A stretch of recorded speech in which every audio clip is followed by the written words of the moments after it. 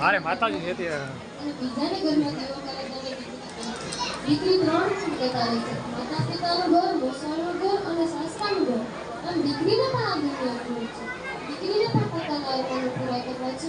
જન્મ દેવા માતા જોઈએ, રાખડી બાંધવા બહેન જોઈએ, વાત કરવા દાદીમાં જોઈએ, જીદ પૂરી કરવા માસી જોઈએ, રગડી ખાવા મામી જોઈએ, જીવન સંગાથ માટે મિત્ર જોઈએ, આયુષ્ય સાથી માટે પત્ની જોઈએ. પણ આ બધા પહેલા એક દીકરી જીવિત હોવી જોઈએ.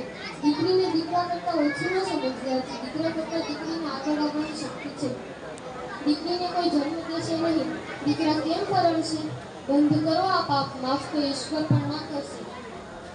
તમે ગમે તે કહો, પરંતુ એક વાત તો સોનાના પત્ર પર લખવા જેવી છે. દીકરી એ ઘરનું અજવાળું છે, દીકરી એ ઘરની ચાંદણી છે. માં કહે છે કે દીકરી મોટી થઈ ગઈ છે. જન્મી હતી ત્યારે મારા ઘરની મારી એક ઈચ્છા પૂરી થઈ ગઈ. ઈચ્છાઓ ઘણી બાકી હતી તેના માટે, પણ જોતા જોતા દીકરી મોટી થઈ ગઈ. બાળપણ તેનું વીતી ગયું અને તે કોલેજ જવા જેવી થઈ ગઈ. ક્યારે સરકી ગયો સમય હાથમાંથી કંઈ ખબર ન પડી. મારી સમજ કંઈક એવી છે કે દીકરાએ પિતા રૂપ છે, પુત્રએ પિતાનો હાથ છે, પરંતુ દીકરીએ પિતાનું હૈયું છે. એટલે જ ભલે તારે આંગણે બાગ, બગિયા, પૈસા પીવું ગાડું, મારા ઘરની દીકરી એ જ મારું રજવાડું. છેલ્લે હું કહું છું કે દીકરીનો છે એક જ નારો, પણ તેનો છે અધિકાર. અસ્તુ.